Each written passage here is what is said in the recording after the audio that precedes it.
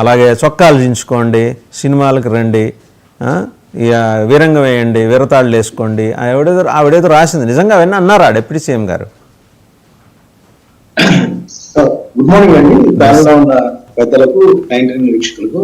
మీకు అంటే ఇప్పుడు మీరు అడిగిన ప్రశ్నకు సమాధానం ఏంటంటే, శ్యామల గారు చాలా సినిమాలకు సంబంధించిన ఈవెంట్లకు యాంకర్ గా చేశారు.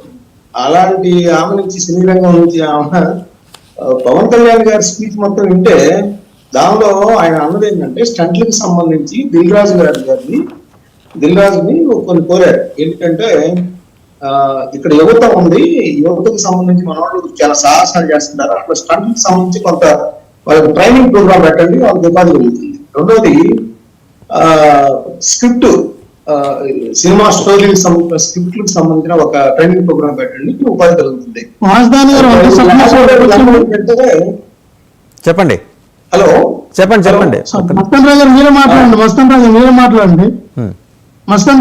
మాట్లాడండి. One submission.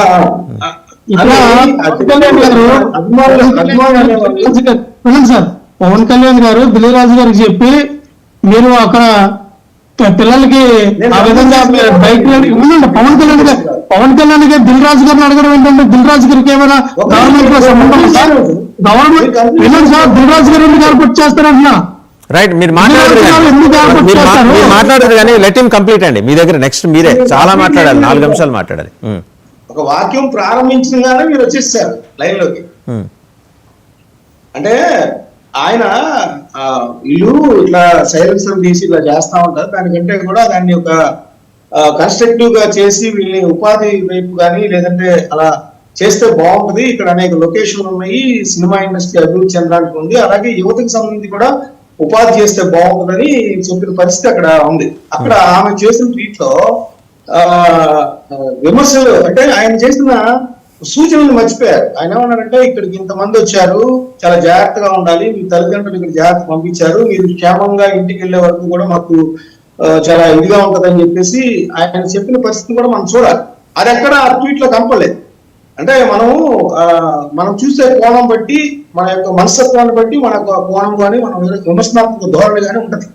ఆయన మరి ఆ కుటుంబ సభ్యులందరినీ లేదా అక్కడ ఉన్న యువతలందరినీ కోరిన విషయం ఎందుకు ప్రస్తావించలేదో నాకైతే తెలియదు.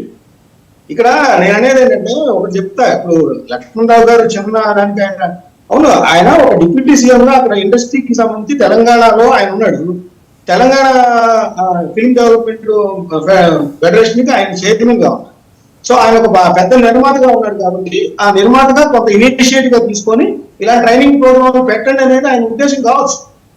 మన రాష్ట్ర ప్రభుత్వం కూడా ఇక్కడికి తరలి వచ్చిన తర్వాత పెట్టే అవకాశాలను కూడా పరిశీలిస్తామో తెలియదు. ఎందుకంటే సినిమా ఇండస్ట్రీకి సంబంధించిన వ్యక్తి కాబట్టి పవన్ కళ్యాణ్ అది భవిష్యత్తులో తెలుస్తుంది. ఇప్పుడు నేనేమి పవన్ కళ్యాణ్ గారిని వెంకటేశ్వర రావడమో అదే చేయట్లేదు. ఆయన చెప్పిన స్పీచ్ ఏంటి,